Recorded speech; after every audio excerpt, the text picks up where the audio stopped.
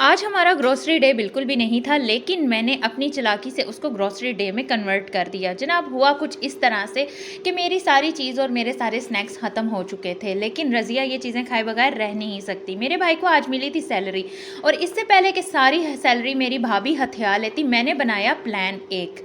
और वो प्लान ये था कि मैंने अपने भाई से जाके कहा कि मैंने ग्रोसरी करनी है, किचन की तमाम चीज़ें ख़त्म हो चुकी हैं, और जो किचन में ग्रोसरी मौजूद थी मैंने सारी जाके वो छुपा दी स्टोर में। और जब मेरी भाभी ने कहा कि नहीं, अभी तो ग्रोसरी है, एक ही बार रमज़ान आने से पहले हम इकट्ठी ग्रोसरी करके आएंगे, उसे तो मेरी खुशियाँ बर्दाश्त ही नहीं होती। ऐसी नागिन है, फन फैला के बैठ जाती है मेरे भाई की सैलरी पे। लेकिन फिर मैं भी तो रज़िया हूँ, मैंने नुस्खा नंबर 174 आजमाया, और उसके बाद मैंने भाई को कहा कि भाई आप आके देखें, कुछ भी नहीं है घर में, मैं खाना कैसे पकाऊंगी। मेरे भाई ने कहा चलो ठीक है, तैयार हो जाओ, चलते हैं ग्रोसरी करने। जब हम ग्रोसरी के लिए गए तो वहाँ तो इतना रश था, इतना रश था, इस तरह से लग रहा था कि जैसे तमाम मार्ट पे चीज़ें फ्री बट रही हैं और लोग धिक्कम पेल कर रहे हैं कि मुझे भी चाहिए और मुझे भी चाहिए। लेकिन ऐसा बिल्कुल भी नहीं था, लोग इसलिए रश में घुसे हुए थे क्योंकि रमज़ान की ग्रॉसरी कर रहे थे। फिर मैंने अपनी भाभी से कहा, मैंने कहा अब आए हैं तो रमज़ान की ग्रॉसरी भी कर लेती हैं। लेकिन उस नागिन की आंखों में तो बस पैसे ही थे कि अगर सब कुछ ख़त्म हो गया तो ये नागिन पार्लर कैसे जाएगी, अपने ड्रेसेस कैसे लेगी, इसे तो बस अपनी पड़ी होती है।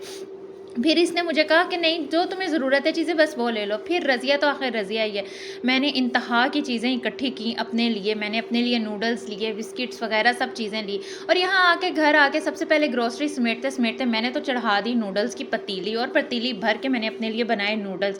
भाई मेरे दीदों में नूडल्स जो उछल रहे थे। फिर मैंने कहा पहले मैं नूडल्स अपने लिए बनाती हूँ और साथ साथ फिर मैं ग्रोसरी समेट लेती हूँ। यहाँ मैं ग्रोसरी अनपैक करना शुरू हो गई, लेकिन मेरी भाभी तो मुझे ऐसे घूरे जा रही थी। मैंने कहा घूरती है तो घूरती रहे, मेरा तो काम हो गया। और ग्रॉसरी के साथ साथ मैंने अपने लिए इतनी मज़ेदार सी चीज़ें भी ले लीं। यहाँ मैंने पूरी बास्केट भर के अपने लिए चीज़ों की लीं, क्योंकि मैं ये चीज़ें ना खाऊं तो मुझे सुकून नहीं आता। और जब मैं ये चीज़ें खा रही होती हूँ तो मेरी भाभी के सीने पे तो मूंग दल रही होती है कि यार ये तो सारी ही पैसे मेरी मियाँ के खा गई, तो क्या हुआ, मैं बहन हूँ उसकी, भाई मेरा हक सबसे ज़्यादा बनता है। हम 12 बहनों का इकलौता भाई है। तो उसके बाद फिर मैंने यहाँ अपनी सारी चीज़ें रीस्टॉक करना शुरू कर दी थी। मैं ग्रोसरी में अपने लिए बहुत मज़े की क्रीम्स और मॉइस्चराइज़र्स भी लेके आई थी, अपनी भाभी को देख के, वो भी तो इतनी महंगी चीज़ें इस्तेमाल करती हैं। हाँ, मैं गोरी नहीं हूँ तो क्या हुआ, क्रीमें लगा के मैं भी हो जाऊँगी।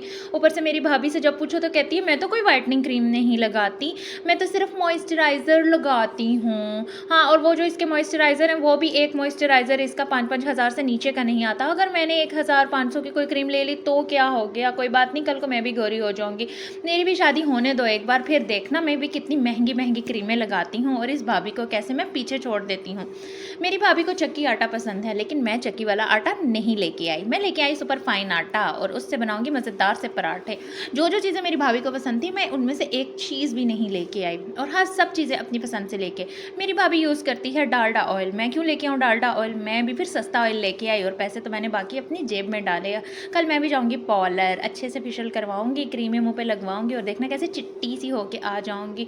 यहाँ मैं अपने लिए टॉफ़ियाँ भी लेके आई थी, और इतनी मज़ेदार सी मैं कैंडीज़ लेके आई। मुझे ये पेरी पेरी सॉस इसके साथ फ्री मिल गई। अब इसके साथ मैं बनाऊँगी पिज़्ज़ा। मिलते हैं नेक्स्ट व्लॉग में।